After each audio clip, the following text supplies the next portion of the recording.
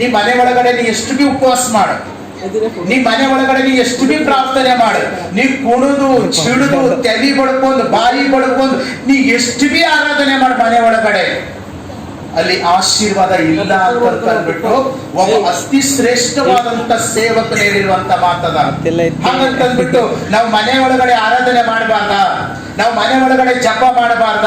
ನಾವು ಪ್ರೇಯರ್ ಮಾಡಬಾರ್ದ ಅಂತಂತಂದ್ರೆ ನೀನು ಶುಕ್ರವಾರ ಉಪವಾಸ ಪ್ರಾರ್ಥನೆಯಲ್ಲಿ ಮತ್ತು ಭಾನುವಾರ ಆರಾಧನೆಯಲ್ಲಿ ನೀನು ಭಾಗವಹಿಸಿ ನೀನು ಮನೆ ಒಳಗಡೆ ಕೂಡ ಭಕ್ತಿ ಮಾಡ್ಕೋಬಹುದು. ಆದ್ರೆ ನೀನು ಸಂಡೇ ದಿವಸ ಚರ್ಚಿಗೆ ಬರಲ್ದಂಗೆ ಮತ್ತು ಶುಕ್ರವಾರ ದಿವಸ ಉಪವಾಸ ಪ್ರಾರ್ಥನೆ ಬರಲ್ದಂಗೆ ನೀನು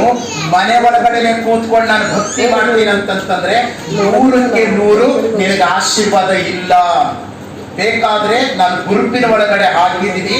ಪ್ರಪಂಚದಲ್ಲೇ ಅತಿ ಶ್ರೇಷ್ಠವಾದಂತ ಸೇವೆ ಮಾಡಿ